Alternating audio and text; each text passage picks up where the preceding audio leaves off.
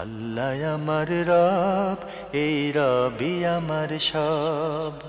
দামে দামে তুন মনে তারি অনুভব।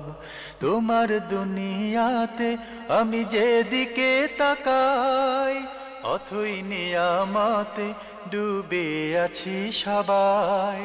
পাক পাখালির গানে শুনি তসবিহ কলো রব, তসবিহ কলো রব। আল্লাহ আমার রব, এই রবি আমার সব। আসসালামু আলাইকুম। প্রিয় দর্শক, আপনারা যারা দেশে আছেন প্রবাসে, সবাইকে অনেক অনেক প্রীতি ও শুভেচ্ছা। শুরু হলো আপনাদের প্রশ্ন নিয়ে আপনাদের এই প্রিয় অনুষ্ঠান আপনার জিজ্ঞাসা। আপনাদের সাথে আছে আমি জয়নুল আবেদিন আজাদ। আজকেও আপনাদের প্রশ্নের জিজ্ঞাসার জবাব দিচ্ছেন বিশিষ্ট আলেম ডক্টর মোহাম্মদ সাইফুল্লাহ। আসসালামু আলাইকুম ওয়া রাহমাতুল্লাহি ওয়া বারাকাতুহু। প্রিয় দর্শক, চলুন তাহলে জিজ্ঞাসার জগতে। শুরুতে একটি চিঠি, নাম প্রকাশে অনিচ্ছুক, লিখেছেন নফল ও সুন্নত সালাত কিংবা সিয়াম হায়াজের কারণে ভঙ্গ হলে কি কাজা করতে হবে? না, নফল সালাত অথবা সিয়াম যদি কারো হাইজের কারণে ভঙ্গ হয়ে যায়, এটা কাজা করতে হবে না, কাজা করার প্রয়োজন নেই। হায়াজের কারণে হলে ভঙ্গ করতে হবে, জি, কাজা করতে হবে না, যেহেতু এটি তার ইচ্ছার বাইরে তাকে ভাঙতে হয়েছে, ইচ্ছার বাইরে ভাঙতে হয়েছে, সুতরাং এর জন্য তাকে আবার কাজা করতে হবে না। আরও লিখেছেন, মানুষ ছাড়া অন্য কিছু কি বদনজরের কারণে ক্ষতিগ্রস্ত হয় বা জাদুর দ্বারা আক্রান্ত হয়? যেমন গাছের ফল, খাবার, কাপড়, আসবাব, ভালো কোনো কাজ ইত্যাদি। যদি হয় তবে এর প্রতিকার কি? বদনজরের মাধ্যমে অন্য কিছু ক্ষতিগ্রস্ত হতে পারে, মানুষও ক্ষতিগ্রস্ত হতে পারে। জাদুর মাধ্যমে ক্ষতিগ্রস্ত হতে পারে, মানুষও হতে পারে। এর প্রতিকার রয়েছে ইসলামের মধ্যে। জাদু থেকে বাঁচার জন্য রাসূলুল্লাহ সাল্লাল্লাহু আলাইহি ওয়াসাল্লাম যে শিক্ষা দিয়েছেন, বদনজর থেকে বাঁচার জন্য রাসূলুল্লাহ সাল্লাল্লাহু আলাইহি ওয়াসাল্লাম যে শিক্ষা দিয়েছেন, সেগুলো আমাদেরকে গ্রহণ করলেই আমরা সেখান থেকে উপকৃত হতে পারবো, সেগুলো জেনে নিতে হবে। লিখেছেন, নফল সুন্নাত মোরাকাবার কাজা করা লাগবে কি হায়াজ অথবা অন্য কোনো কারণে ভঙ্গ হলে? হাইজের কারণে যদি হয় থাকে তাহলে এগুলোর আর কোনো কাজা করতে হবে না। ফরজের যেখানে কাজা নেই সেখানে নফল সুন্নত বলতে কি বুঝাচ্ছেন আসলে? সেটাই, মোরাকাবার কি প্রসঙ্গ আসলো, কি বুঝাচ্ছে? এগুলো বোধহয় একান্ত কোনো ব্যক্তি বা কোনো এলাকার কোনো আমল হতে পারে, মোরাকাবা এইসব। লিখেছেন, মহিলাদের চুল খোলা থাকলে শয়তান বসে, এই বক্তব্য কি সহি? না, এ ধরনের বক্তব্য হাদিস দ্বারা সাব্যস্ত হয়নি। একেবারেই নিজেদের মন গড়া বক্তব্য, ভিত্তিহীন বক্তব্য, হাদিস দ্বারা সাব্যস্ত হয়নি। কোন কোন অবস্থার সম্মুখীন হলে ফরজ ও নফল সালাত ইচ্ছাকৃত ভেঙে ফেলা যায়? সালাত ভেঙে ফেলার কি কোনো পদ্ধতি রয়েছে? নফল সালাত, ফরজ সালাত ভেঙে ফেলার অবস্থা হচ্ছে অনেকগুলো অবস্থা রয়েছে। আসলে এটাও একটা দীর্ঘ আলোচ্য বিষয়। শুধু এই ধরনের প্রশ্ন করা সুনির্দিষ্ট প্রশ্ন না হলে আমরা উত্তর দিতে পারবো না। দীর্ঘ একটা আলোচ্য বিষয়। আপনি একটা পরিস্থিতির শিকার হয়েছেন, যেমন একজন মানুষ পানিতে পড়ে যাচ্ছে, একজন শিশু আগুনে পড়ে যাচ্ছে, একজনকে সাপে কামড় দিচ্ছে, ঘরের মধ্যে চোর ঢুকে যাচ্ছে, আপনি নফল নামাজে দাঁড়িয়েছেন, তখন আপনি সালাত ভঙ্গ করতে পারেন। সালাত ভঙ্গ করার পদ্ধতি হচ্ছে আপনি সালাত থেকে সালাম ফিরিয়ে আসসালামু আলাইকুম বলেই সালাত ভঙ্গ করে আপনি সেটা প্রোটেক্ট করলেন, আবার সালাতের বাকি অংশটুকু যেখান থেকে ভেঙেছেন সেখান থেকে আবার কন্টিনিউ করলেন। এটা বিভিন্ন পরিস্থিতিতে হতে পারে, বিভিন্ন পরিস্থিতি হতে পারে। যেই পরিস্থিতিটা আপনার জন্য বড় ধরনের আশঙ্কাজনক, সেই প্রত্যেকটি আশঙ্কাজনক পরিস্থিতিতে আপনার জন্য জায়েজ আছে, আপনি ফরজ সালাত অথবা ফরজ সিয়াম আপনি ভঙ্গ করতে পারবেন। ফরজ বা নফল যেটি হোক। নফল তো ফরজ পারলে তো নফল তো অবশ্যই আসে, নফল তো পারবেই। নফলের বিষয়টি তো একবারে সহজ কথা বলেছি আমরা। জি। আরও লিখেছেন, মাহরামের সম্পদ থেকে দান সদকা বা ব্যয় করার বিধান কি? এটাও কোনো মাসআলা হয়নি। মাহরাম বলতে কাকে বোঝাচ্ছেন? মাহরাম বলতে কি স্বামীকে বোঝাচ্ছে? নির্দিষ্ট তো করেননি। এটা এই জন্য জিনিসটি প্রশ্ন হয়নি। তবে মুদ্রা কথা হচ্ছে যার উপর আপনার হক আছে, এখানে একটা আমি মূলনীতি বলে দিচ্ছি, যেহেতু উনি প্রশ্ন করেছেন এই জন্য। যার উপর আপনার হক আছে, তার সম্পদ থেকে যদি আপনি কোনো প্রয়োজন মনে করেন যে তার সম্পদ থেকে কোনো টাকা নিয়ে অথবা কিছু নিয়ে গরিব মিসকিন অথবা কাউকে দান করতে, এই দান করা আপনার জন্য জায়েজ না জায়েজ নয়। সেটা উত্তম হচ্ছে তাকে জানিয়ে করা, আর যদি তাকে না জানিয়েও করেন তাহলেও আপনার জন্য না জায়েজ নয়, জায়েজ রয়েছে, যেহেতু এটি আল্লাহর রাস্তায় আপনি দান করেছেন। আপনি আরও লিখেছেন, মেয়েদের কি যে কোনো ধরনের বাজারে না যাওয়াই উত্তম? এক্ষেত্রে মাহরমের কি পরিমাণ সহযোগিতা করার বিধান রয়েছে? না, যে কোনো ধরনের বাজারে না যাওয়াই উত্তম, এটা শুদ্ধ নয়। বাজারে হয়তো কোনো কারণে যাওয়ার প্রয়োজন হতে পারে, তবে বাজার পরিহার করতে পারলে ভালো, কোনো সন্দেহ নেই। কারণ বাজার খুব ভালো জায়গা নয়। রাসূলুল্লাহ সাল্লাল্লাহু আলাইহি ওয়াসাল্লাম সহিহ মুসলিমের হাদিসের মধ্যে বলেছেন যে মানে আল্লাহ তাআলার কাছে সবচেয়ে মানে খারাপ যেই মানে পৃথিবীর মধ্যে খারাপ যে স্থান সেটা হচ্ছে মানে শাররুল বিকা ফিল আরদ, পৃথিবীর মধ্যে সেটা হচ্ছে আসওয়াকুহা, বাজারগুলো। কারণ বাজারের মধ্যে ফিতনা আছে, মিথ্যাচার আছে, ধোঁকাবাজি আছে, চালাকি আছে, খারাপ লোক চাতুর্য আছে, আছে, মানে ইত্যাদি ইত্যাদি ঠগ আছে। সুতরাং এই জন্য বাজারকে রাসূলুল্লাহ সাল্লাল্লাহু আলাইহি ওয়াসাল্লাম খুব বেশি মানে উৎসাহিত করেননি। আর ফিমেল যারা রয়েছে, মেয়েরা যারা রয়েছে, তাদের জন্য মোটেও উৎসাহিত করেননি। তাই যথাসম্ভব মানে বর্জন করাটা ভালো, কোনো সন্দেহ নেই। কিন্তু প্রয়োজন দেখা দিলে কী করবেন আপনি? আপনি এখন বাজার করতেই হবে, অত কোনো কারণে যেতে হবে, তাহলে আপনাকে অবশ্যই বাজারে যেতে হবে। এবং সেটা যদি আপনি বাধ্য হয়ে যান তাহলে আপনাকে বাজারে যাওয়ার যথাসম্ভব যতটুকু দরকার ততটুকু কাজ করেই বাজার থেকে চলে আসা, বাজারের মধ্যে গিয়ে মনে করেন ঘোরাফেরা করা, সময় নষ্ট করা, দোকানে পাটে ঘোরাফেরা করা, তারপরে অনেকে দেখা যায় যে মেলাতে যাচ্ছেন মানে ঘোরাফেরা করার জন্য, লোকদের সাথে ধাক্কাধাক্কি করার জন্য, মানে একটা জাস্ট ওরা একটু দেখিয়ে আসি কী অবস্থা চলছে। মানে এগুলো ইসলামী শরিয়া অনুযায়ী শুদ্ধ নয় বা সঠিক কাজ নয়। এখন তো আপনার ফোন করলে বাসাও বাজার দিয়ে, হ্যাঁ, অনেকগুলো বাজার আছে, দোকান আছে যেগুলোতে হ্যাঁ ভাই কল আমরা করতে পারি, এটা বাজার করতে পারি, সেটাও কিন্তু উত্তম কাজ। তাহলে সহজ হলো, মানে আপনাকে এর জন্য অতিরিক্ত সময় দিতে হলো না, বা আপনি বাজারে যে আশঙ্কাটা করছেন সে আশঙ্কা। ইদানিং অনেক বাসা বাড়িতে সিকিউরিটির কথা চিন্তা করে ভিক্ষুক আসলেও গেট না খুলতে বাসার অভিভাবকরা বলেন। এক্ষেত্রে কি আমরা বাড়াবাড়ি করছি? আসলে কি করা উচিত? ভিক্ষুক আসলে বাসা বাড়িতে ভিক্ষুককে ঢুকতে দেওয়াটা জায়েজ নেই। তার কারণ হচ্ছে মানে আমরা বর্তমানে যে নিরাপত্তার বিষয়টি সেটি কিন্তু খুব ইম্পর্ট্যান্ট। বিভিন্ন পোশাকে বা বিভিন্ন ধরনে মানে বিভিন্নভাবে মূলত এই যারা ক্রাইম করছে তারা বিভিন্নভাবে আসতেছে। ফলে আপনি এটা একেবারে উড়িয়ে দিতে পারেন না যে ভিক্ষুকও অনেক সময় আসে, এবং এটা ঢাকা শহরে এই ধরনের ঘটনা বহুবার ঘটেছে যে ভিক্ষাবৃত্তি করতে এসেছে, আসলে ভিক্ষাবৃত্তি করতে আসেনি, সেখানে হত্যাযজ্ঞ করতে এসেছে। তো এই জন্য সেক্ষেত্রেও মানে কোনোভাবেই উচিত নয় যে ভিক্ষুকদেরকে মানে এভাবে মানে তাদেরকে বাসা বাড়িতে ঢুকতে দেয়া। বরং যদি আপনি মনে করেন যে সত্যিকার অর্থে এই লোকটি ভিক্ষুক এবং তার অভাব আছে, তাহলে আপনি তাকে মানে দান করতে পারেন। আপনি যদি মনে করেন যে হ্যাঁ তাকে সিকিউরিটি গার্ড আছে তার মাধ্যমে পাঠাতে পারেন। অথবা মানে ভিক্ষুকরা ভিক্ষার জন্য তারা বিভিন্ন জায়গায় স্পটে বসতে পারে, স্পটে তারা যেতে পারে। যেমন মনে করেন আমরা মসজিদগুলোতে অনেক সময় দেখা যায় যে মসজিদের আশেপাশে যেতে পারে, অথবা বাজারে আশেপাশে যেতে পারে। কিন্তু মানে যেখানে মানুষের মানে বসবাস, যেখানে বাসা, সেখানে ভিতরে যদি ঢুকানো হয়ে থাকে তাহলে নিরাপত্তা বিঘ্নিত হবে, এবং সত্যিকার অর্থে এই ধরনের নিরাপত্তা যদি বিঘ্নিত হয় শেষ পর্যন্ত অনেক ধরনের ক্রাইম হতে পারে। এই জন্য এই ক্রাইমের কারণে আশঙ্কাজনক কারণে মূলত ভিক্ষুকদেরকে বাসা বাড়িতে ঢুকতে দেয়া এটা উচিত নয়, এটা জায়েজই নেই মূলত। কারণ হচ্ছে এটা আশঙ্কাজনক একটি বিষয় যে কোনো ব্যক্তি যদি তার সম্পদের উপর, তার জীবনের উপর অথবা কোনো কিছুর উপর সে যদি কোনোভাবে আশঙ্কা করে তাহলে সে কাজটি তার জন্য করা জায়েজ নেই, সে কাজটি তার জন্য করা জায়েজ নেই।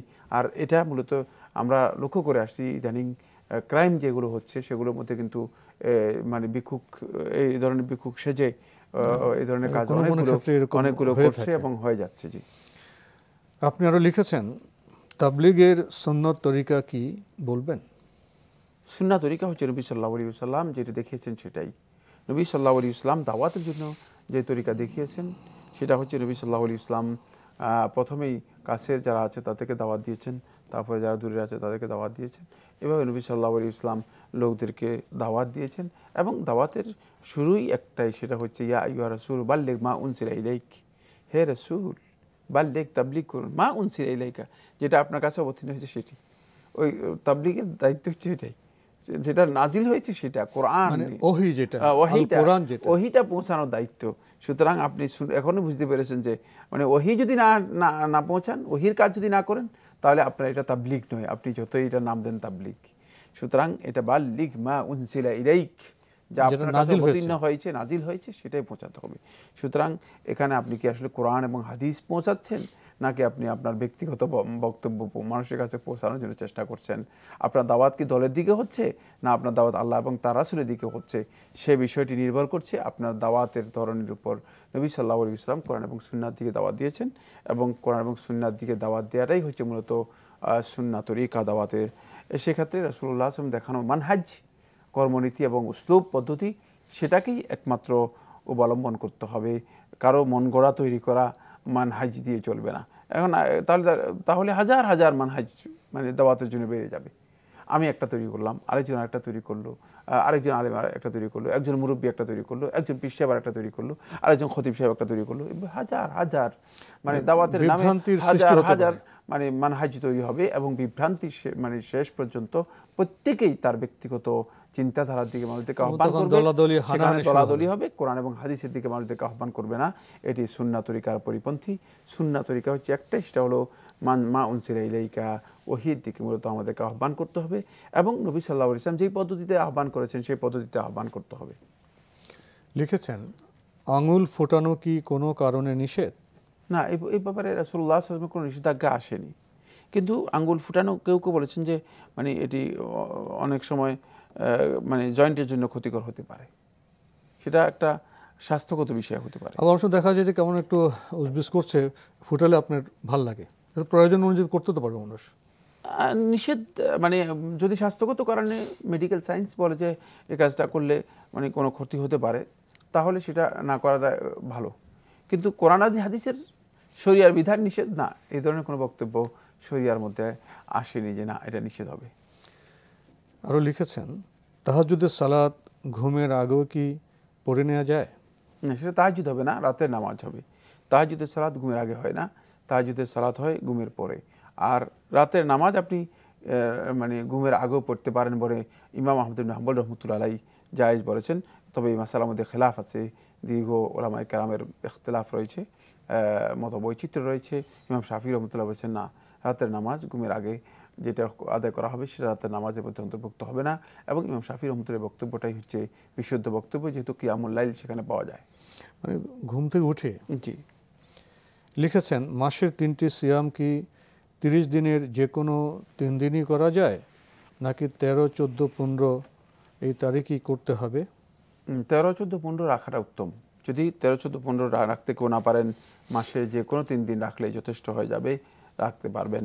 তবে হাদিসের মধ্যে 13, 14, 15 আইয়ামুল বিদের সিয়ামের বিষয়গুলো এসেছে, যদি কেউ এই 3 দিন রাখেন তাও রাখতে পারেন। প্রশ্ন করেছেন, সকাল কি সূর্যোদয়ের পর থেকে শুরু হয়? না,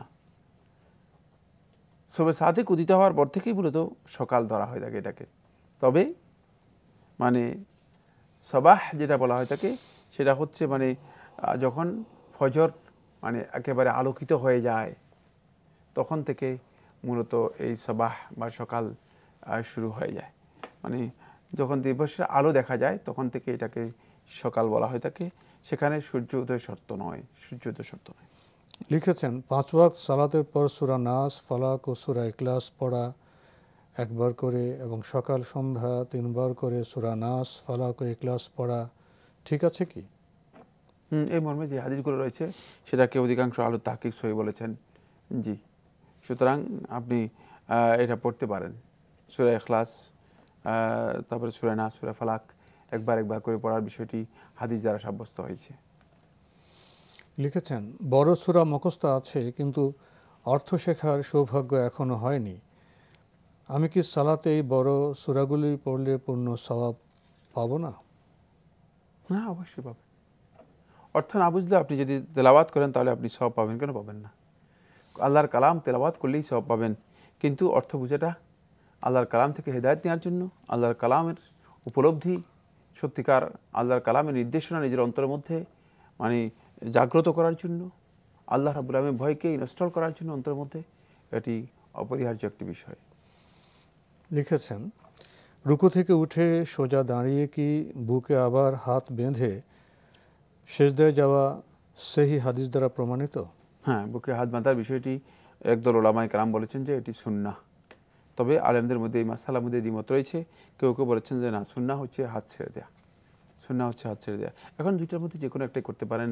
হাদিস এখানে সরাসরি নেই, তবে হাদিস ওয়াইল ইবনে হুজর রাদিয়াল্লাহু তাআলা আনহু, ওয়াইল ইবনে হুজর রাদিয়াল্লাহু বর্ণিত হাদিসটি এটাই বোঝায় যে হাত বাঁধার বিষয়টি মনে হয় সুন্নাহর একেবারেই কাছাকাছি। লিখেছেন, ফতোয়া দেওয়ার সাথে আলেমদের বয়স, অভিজ্ঞতা কতটা সম্পর্কিত? বয়সের সাথে ইলমের সম্পর্ক রয়েছে, শুধু বয়সের সম্পর্ক নেই। মানে ফতোয়ার সাথে ইলম যদি মানে না থাকে, তাহলে বয়স অনেক বেশি হয়ে গেলেও কোনো লাভ নেই। কারণ আপনার বয়স যদি 100 বছর হয়ে যায়, অথচ কোরআন হাদিসের জ্ঞান নেই আপনার কাছে, তাহলে আপনি ফতোয়া দিতে পারবেন না।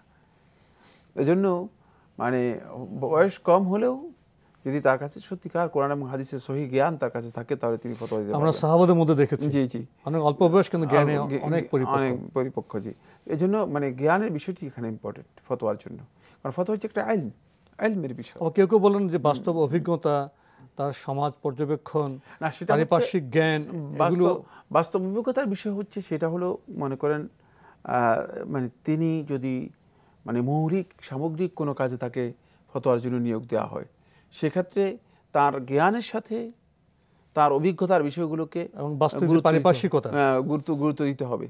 যেমন আপনি মনে করেন রাষ্ট্রের জন্য একজন মুফতি নিয়োগ দিবেন। এখন রাষ্ট্রের জন্য একজন মুফতি নিয়োগ দিবেন, 10 বছরের বাচ্চা যতই জ্ঞানী হোক না কেন তাকে নিয়োগ দেওয়া হবে না, অনেকগুলো অভিজ্ঞতা।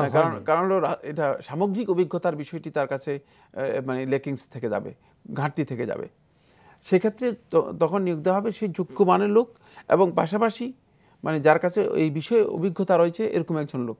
কিন্তু কোরআন এবং হাদিসের জ্ঞান যার কাছে রয়েছে তিনি মানে ফতোয়া দিতে পারেন, ফতোয়া স্বাভাবিক একাডেমিক বিষয়গুলো তিনি ডিসকাস করতে পারেন, অথবা কারো সামনে পেশ করতে পারেন। কোনো মাসালা জিজ্ঞেস করলে তাকে তিনি সে মাসালার উত্তর দিতে তার জন্য কোনো নিষেধাজ্ঞা নেই, এটা তার জন্য জায়েজ রয়েছে, তিনি দিতে পারবেন।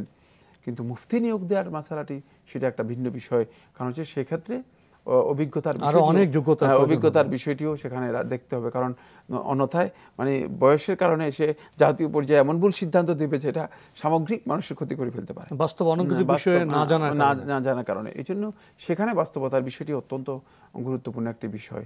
কিন্তু এখানে শুধুমাত্র বায়ানুল হুকুম, শুধুমাত্র হুকুম বর্ণনা করা যেটা ফতোয়া, মানে এই ফতোয়ার জন্য শুধুমাত্র যিনি হুকুম জানেন অথবা কোরআন হাদিসের যে বিষয়ে যে হুকুমটা দেওয়া আছে সেটা জানলে তিনি দিতে পারবেন, দিতে কোনো আপত্তি নেই। তো আজকে আমাদের এখানেই শেষ করতে হচ্ছে। আপনাকে অনেক ধন্যবাদ। আপনাকে অশেষ ধন্যবাদ। প্রিয় দর্শক, চিঠি লিখুন, প্রশ্ন পাঠান আমাদের ঠিকানায়। পরিচালক আপনার জিজ্ঞাসা, এনটিভি, বিএসসি ভবন, 7ম তলা, 102 কাজী নজরুল ইসলাম এভিনিউ, কারওয়ান বাজার, ঢাকা 1215। আপনারা ইমেলও করতে পারেন। আমাদের ইমেল অ্যাড্রেস আপনার জিজ্ঞাসা @ntvbd.com। দর্শক, আপনারা আমাদের অনুষ্ঠানে এনটিভি অনলাইনেও দেখতে পারবেন। ভিজিট করুন www.ntvbd.com। দর্শক, আপনারা সবাই নিরাপদে থাকুন শান্তিতে। আসসালামু আলাইকুম। আমার রব, এই রবি আমার সব, দামে দামে তুন মনে তারি অনুভব। তোমার দুনিয়াতে আমি যেদিকে তাকাই, অথই নিয়ামতে ডুবে আছি সবাই।